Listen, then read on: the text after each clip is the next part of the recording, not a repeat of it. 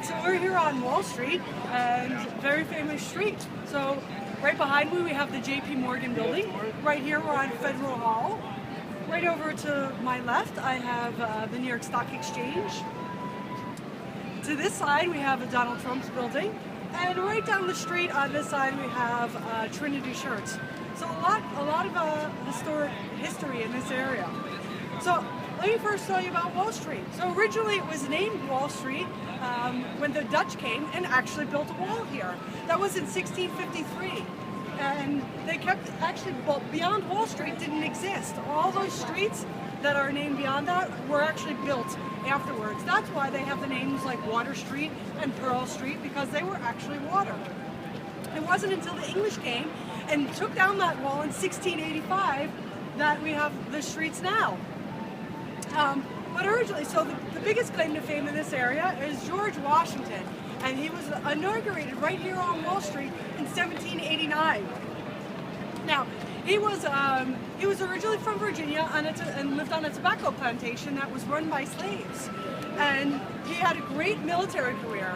He was the chief officer in the French-Indian War, and then he became the commander-in-chief in the Revolutionary War.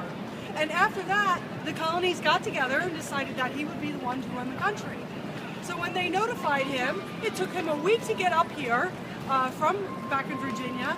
And on the way here, he was met with fanfare across all the colonies. They threw parades and gave him arches. And when he got here, he found GW marked in chalk all over the streets and on the doors, welcoming him here and to becoming our first president.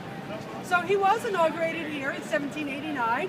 After his inauguration, he went with everybody over to St. Paul's Chapel to pray, and then he went to party. But he wasn't the only president that was nominated, that was inaugurated in New York City.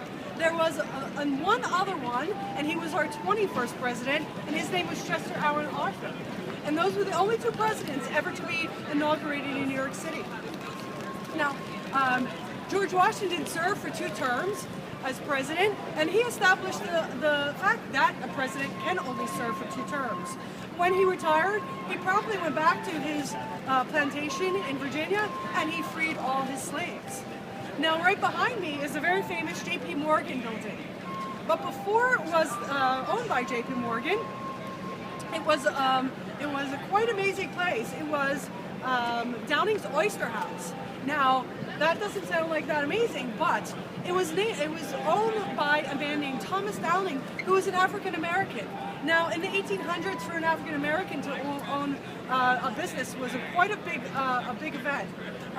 But amazingly, this Downing's Oyster House was a stop on the Underground Railroad, and this was a connection of safe houses for slaves that were fleeing the South to come up north to their freedom. And he ran this from 1825 to 1860. Then we have now a JP Morgan building. So JP Morgan was known for many things. Philanthropist, some people think, a banker. Are you video? Oh, it's okay. And a greedy capitalist. Many think that he is actually the inspiration for the Monopoly guy with a little monocle. But now JP Morgan made his money in banking and in financing the railroad industry, which was new at that time. And then his father died and gave him an inheritance of millions of dollars, making him quite a billionaire when he died. Now it's the JP Morgan building. Now this area, the real estate here is very in demand, and so all the buildings were starting to build up. But JP Morgan didn't. You can see it's only 3 stories high. And the reason that is he said, I'm so rich, I don't need a skyscraper. And that is the reason that is one of the smallest buildings in this area. Now next to the building we have the Federal Stock Exchange. Very well known, that's kind of the iconic symbol of Wall Street. So it takes a lot of energy and people to run this building. On a daily basis, the stock exchange uses 3,500 kilowatts of energy. It has 8,000 phone circuits that it uses daily, and 200 miles of fiber optic cable that run underneath the ground to keep this building going on a daily basis. But it really was, it's well known for its crashes as much as its highs.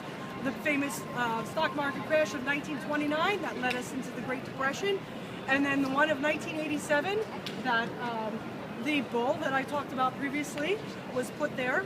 And now if your company goes public, you get to ring the opening bell. So now we're going to go on to Trinity Church.